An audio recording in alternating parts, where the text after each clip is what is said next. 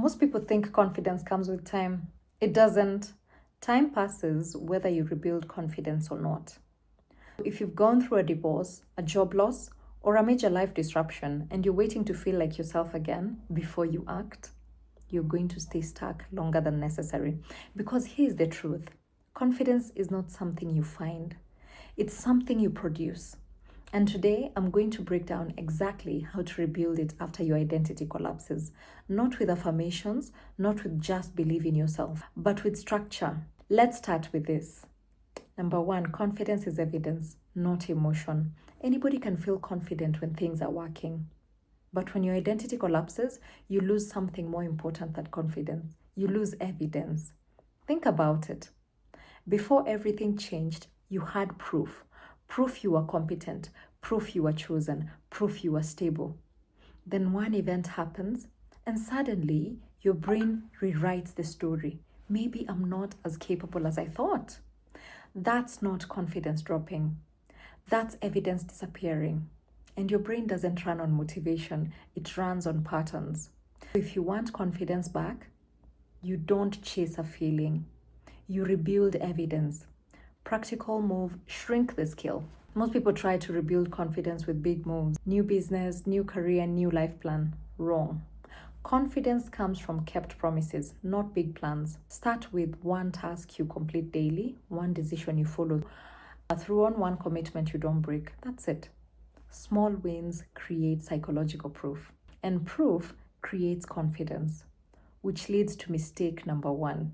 Number two, you're trying to feel confident before you act. This is where most people get stuck. They say, I don't feel ready.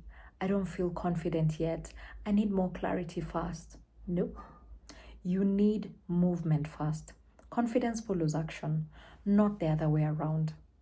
Think about any time you felt confident in your life. It came after you did something, not before. This is what I call the reversal trap. Waiting for confidence before action is equal to delaying the very thing that creates confidence. Another practical move: use what I call the minimum viable action. Not massive. An example: apply to one role, send one message, finish one small deliverable, show up to one conversation. Prepared. Confidence doesn't require intensity, it requires consistency. And consistency is easier when the bar is low, which leads to the next truth. Number three, your identity collapsed, so your standards must reset. This one is uncomfortable. Before the disruption, you had a standard of performance, a way you showed up, a level of output, and now you can't match it. What do? You judge yourself. You compare your current self to your past self, and you lose even more confidence. That's a broken comparison. You're operating in a different context now. New emotional load, new uncertainty, new structure. You cannot apply old standards to a new identity phase. That's like expecting yourself to sprint on a broken leg. Another practical move: lower the standard temporarily.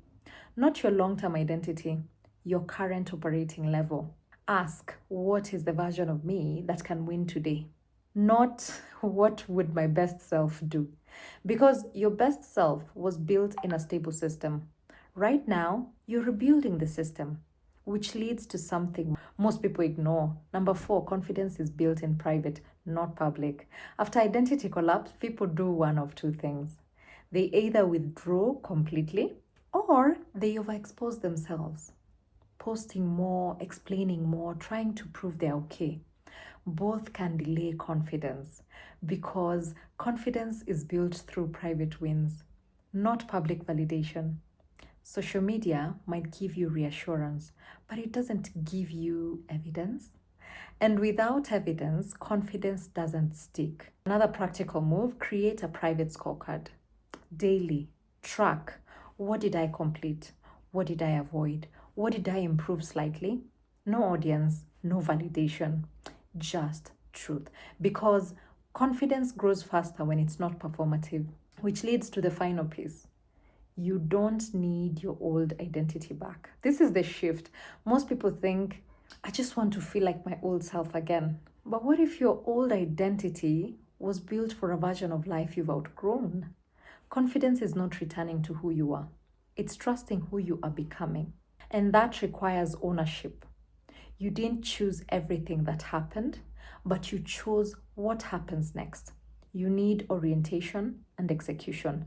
That's why I built the comeback framework to give structure to this exact phase.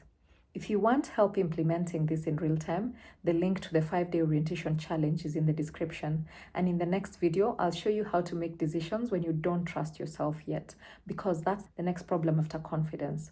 I'll see you there.